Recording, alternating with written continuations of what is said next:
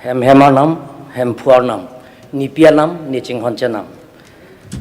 Respected Honorable Speaker for giving this opportunity, and respected all members present this August House. I rise to support the motion of thanks to the address of the Honorable Governor. First of all, I am grateful to Honorable Governor that he chooses to begin the address by blessing the newly elected members and acknowledging the all-round achievement of our visionary and great leader, Dr. Himanta Biswa Sharma, the political victory of the BJP under the leadership of Prime Minister Narendra Modi, and the rise of Dr. Himanta Biswa Sharma to these coordinated positions of the Chief Minister have been truly and blessings for the hills people, Karbi Anglong and West Karbi Anglong. অধ্যক্ষ মহোদয়, যে উপৰোক্ত বক্তাসকলে আমাৰ ৰাজ্যপালৰ ভাষণৰ ওপৰত তেখেতসকলৰ নিজৰ নিজৰ মনত কথা গোটেইখিনি বিতংভাৱে বহলাই কৈছে। অধ্যক্ষ মহোদয়, মই কাৰ্বি আংলং হিলছ হৈ ৰিপ্ৰেজেণ্ট কৰিছোঁ, 60 দলীয়া হৈ ময়ো গৱৰ্ণৰ যিবিলাকৰ তেখেতৰ ভাষণৰ পৰা মই অন্তৰৰ পৰা মই সমৰ্থন কৰিছোঁ। অধ্যক্ষ মহোদয়, মই বিশেষ নকওঁ, সেই পবিত্ৰ সদনত আমাৰ কাৰ্বি আংলঙৰ বহুত দিনৰ সমস্যা আছে, প্ৰায় 40 বছৰৰ ৰাজনীতিক সমস্যা আছে। সেই সমস্যা সমাধান কৰাৰ স্বাৰ্থত অধ্যক্ষ মহোদয় আপোনাৰ জৰিয়তে সেই সমস্যাবিলাকৰ সমাধান কৰিব পাৰিম।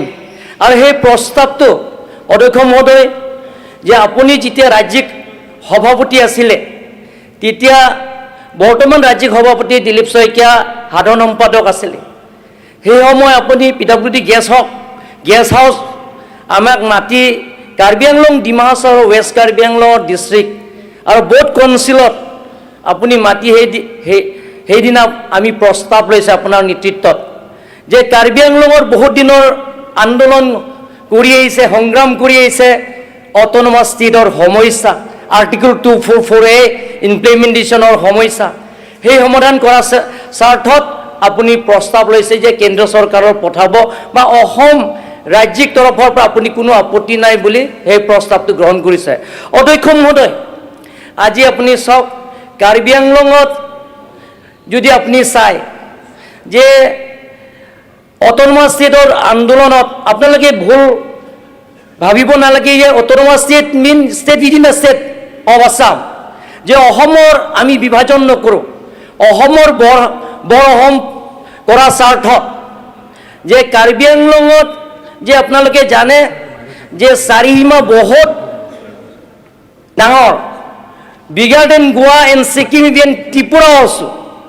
We have to tell geographical boundary 10,434 square kilometer above, sir.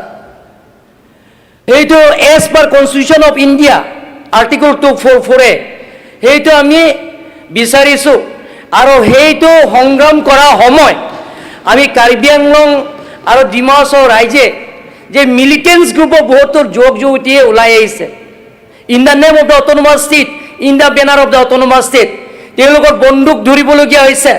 প্ৰায় 500জনকৈ অধিক, 500কৈ অধিক যুৱক যুৱতীয়ে সেই পৃথিৱীৰ পৰা বিদায় ল'বলগীয়া হৈছে।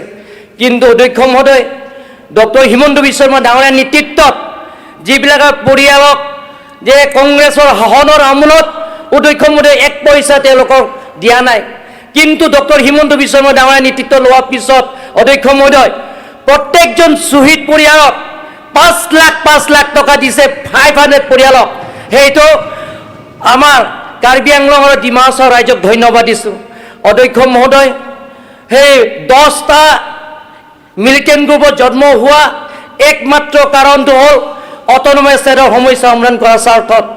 অধ্যক্ষ মহোদয়, কিন্তু জন্ম হৈছে কংগ্ৰেছৰ শাসনৰ আমোলত, কিন্তু কংগ্ৰেছৰ চৰকাৰ দিনত, কিন্তু সেই সমস্যা সমাধান কৰিবৰ কাৰণে কোনো চৰকাৰে চিন্তা কৰা নাই অধ্যক্ষ মহোদয়।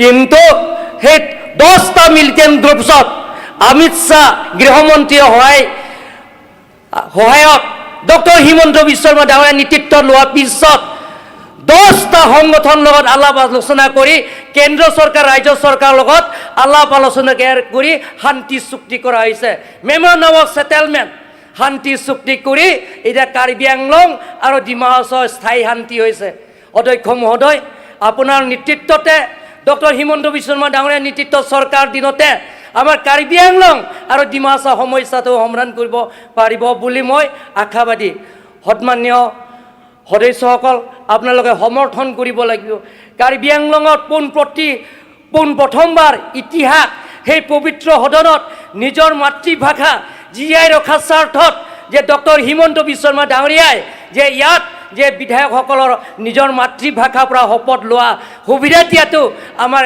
যে জনজাতিসকলৰ কাৰণে এটা ইয়াত সেই পবিত্ৰ সদনত এটা ইতিহাস সন্মানীয় মই বেছি বহলাই নকওঁ অধ্যক্ষ মহোদয় যে আমি অপ্ৰক্তা বক্তা ৰিহন দৈমাৰী যিটো তেখেতে যে যিটো 62 এৰিয়া যিবিলাকৰ সমস্যাবিলাক তেখেতে কৈছে সেই মই সমৰ্থন কৰিছোঁ আৰু সেই গোটেইখিনি সমস্যাবিলাকৰ সমাধান কৰিব বুলি মই আশা কৰিছোঁ ধন্যবাদ অধ্যক্ষ মহোদয় থেংক ইউ এতিয়া